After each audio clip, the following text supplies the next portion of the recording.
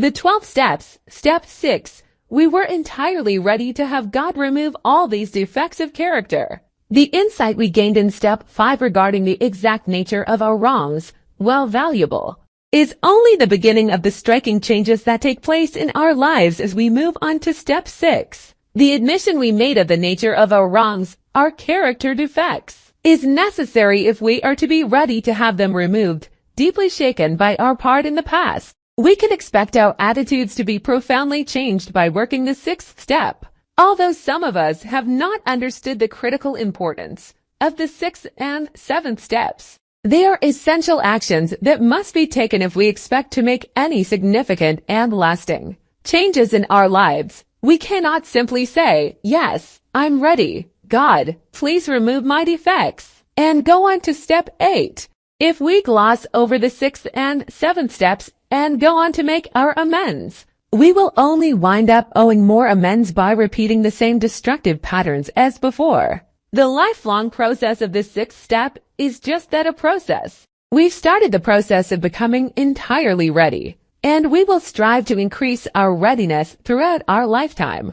Our job is to become entirely ready and to open our hearts and minds to the deep internal changes that can only be brought about by the presence of a loving God. We've already had experience in the 3rd step with what we must do now in the 6th step. Just as we surrendered our will and lives to the care of a power greater than ourselves, because we could no longer go on managing our own lives, we now prepared to surrender our defects of character to a loving God, because we have exhausted our attempts to change on our own willpower. This process is difficult and often painful. Our growing awareness of our defects often causes us pain. We've all heard the expression, "Ignorance is bliss," but we are no longer ignorant of our character defects, and this awareness hurts all of a sudden.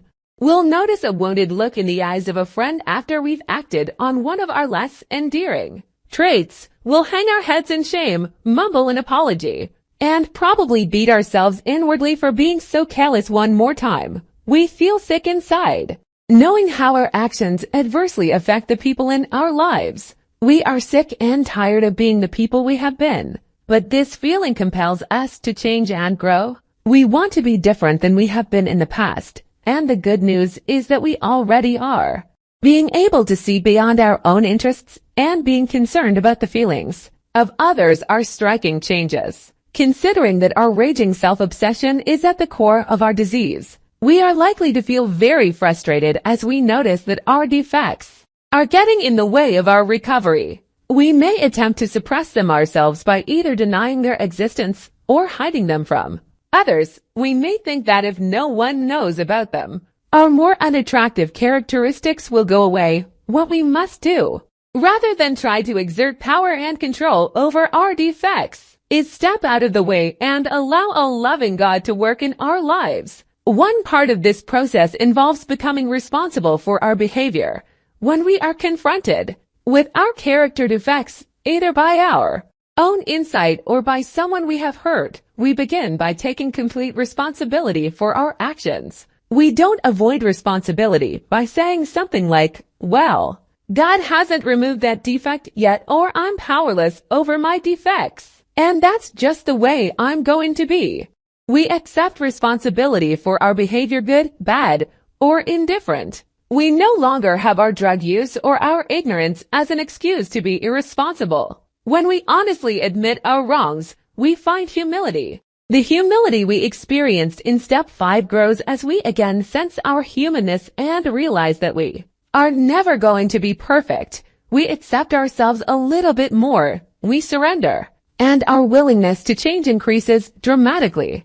We have already experienced remarkable changes in our emotional and spiritual nature through our continuous efforts to live by the principles contained in the previous steps. Despite our lack of familiarity with the realm of the spirit, we must remember that in steps 1 through 3, we were given the basic tools we need to negotiate the path of recovery. We carry within us the honesty it took to make our initial surrender, the faith and hope we developed in coming to believe in a power greater than ourselves, and the trust and willingness required from us when we made our decision to turn our will and lives over to the care of God.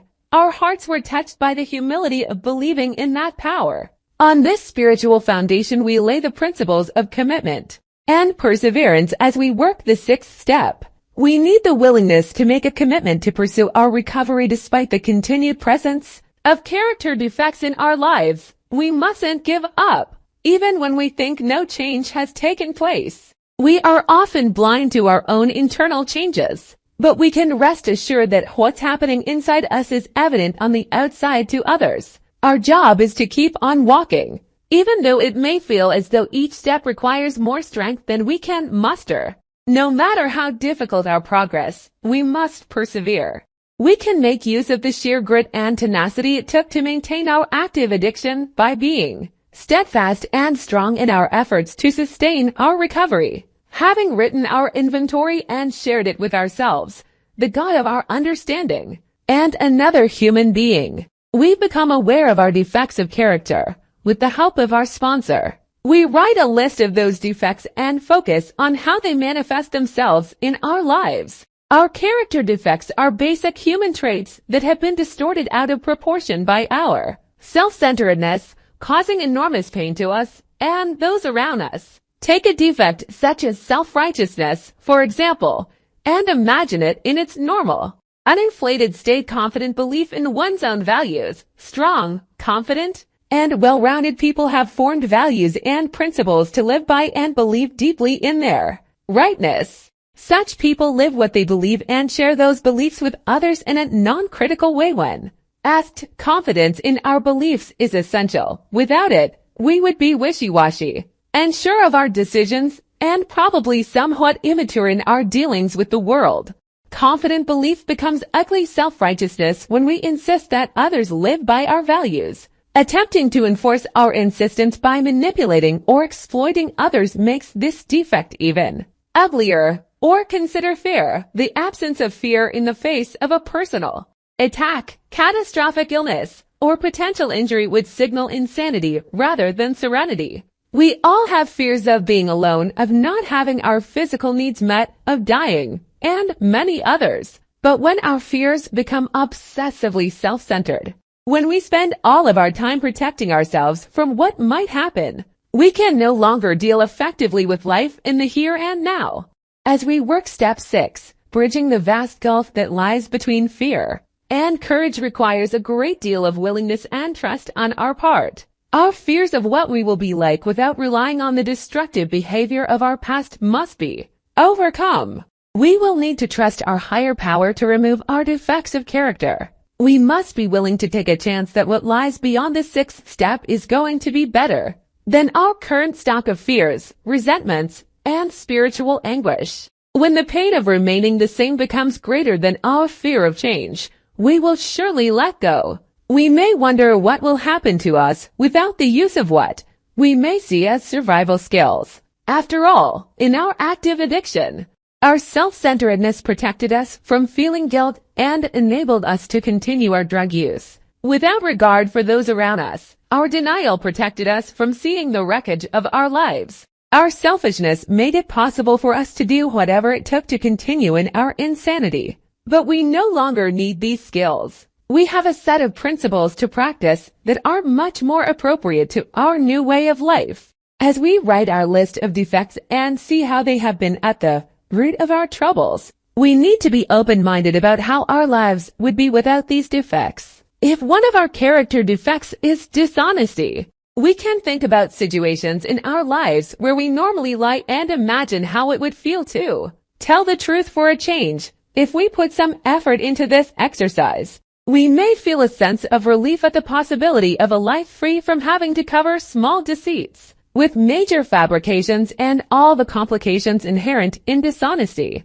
Or if we find defects based in laziness and procrastination, we can visualize leaving behind our marginal existence and moving on to a life of realized ambitions, new horizons, and unlimited possibilities. In addition to our hopes and dreams for the future, we might find in our sponsor or others whose recovery we admire more concrete examples of those assets for which we are striving. If we know members who are exhibiting the spiritual assets we want to attain, we can use them as an example for ourselves. What we hope to become is evidenced all around us in recovering addicts living by spiritual principles. Our sponsor and other members share the freedom they have found from their defects of character, and we have faith that what happened for them will also happen for us. Even so, we may still go through a period of mourning over the loss of our illusions and old ways. Sometimes giving up those outdated survival skills feels like giving up our best friend. We do,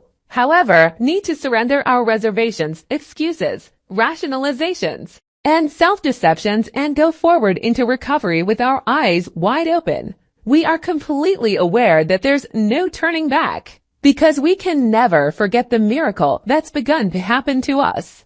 Our bruised and battered spirits have started to heal in the course of working the steps.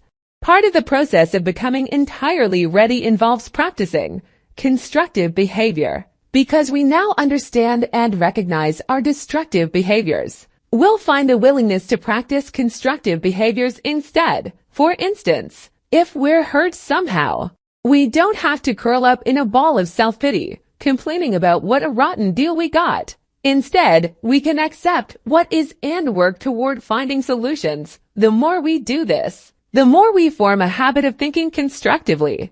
It becomes natural to begin examining alternatives, setting goals, and following through in the face of adversity. We don't have to spend time sulking or pointlessly complaining about circumstances beyond our control. We may even surprise ourselves with our cheer and optimism at times, and it's no wonder, considering how foreign such attitudes have been to most of us. There may still be times when we feel that entirely too much is being asked of us. Many of us have exclaimed, "You mean I even have to tell the truth about that? Or if only I could still lie, steal, or cheat. It would be so much easier to get what I want." We're torn between the unprincipled ways of our addiction and the character-building principles of recovery. While, at first glance, it may seem easier to manipulate outcomes or avoid consequences, we know that we cannot afford the price we would have to pay. The resulting shame, regret, and loss of spiritual contentment would far outweigh anything we might possibly gain by compromising our principles. Through upholding the principles of recovery, we seek a life of harmony and peace. The energy we once put into the care and feeding of our character defects can now be put into nurturing our spiritual goals. The more attention we focus on our spiritual nature, the more it will unfold in our lives. We will not, however, achieve a state of spiritual perfection, regardless of how diligently we apply the sixth step to our lives. We will most likely see the defects we deal with today manifest themselves in a variety of ways throughout our lifetime, even after years of recovery. We may feel devastated at the reappearance of some old defect we thought had been removed. We are humbled by our imperfection, but let there be no mistake. Humility is the ideal state for an addict to be in. Humility brings us back down to earth and plants our feet firmly on the spiritual path we are walking. We smile at our delusions of perfection and keep on walking. We're on the right path, headed in the right direction, and each step we take brings progress. We gain more tolerance for the defects of those around us as we work this step. When we see someone acting out on a defect that we have acted on ourselves, we feel compassionate rather than judgmental, for we know just exactly how much pain such behavior causes. Rather than condemning the behavior of another, we look at ourselves. Having experience in accepting ourselves, we can extend compassion and tolerance to others. We ask ourselves if we are entirely ready to have God remove all of our defects, every single one. If any reservation exists, if we feel the need to cling to any defect, we pray for willingness.